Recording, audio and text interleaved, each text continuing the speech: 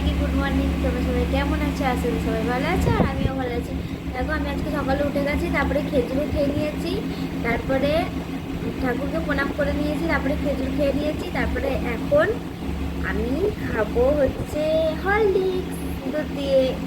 তাই দেখো, হরলিক্সটাকে আমি রেখেছি, দেখো দুধ দিয়ে হরলিক্সটা রেখেছি খাবো বলে। আর তারপরে মুড়ি খাবো, নাহলে ভাত খাবো, গরম ভাত খাবো আলু দিয়ে আর ঘি দিয়ে। দেখো এখানে ঘি রাখা আছে, ওই আগের ঘিটা শেষ হয়ে গেছিলো, দিয়ে বাবু এই ঘিটা এনে দিয়েছে আবার আমাকে।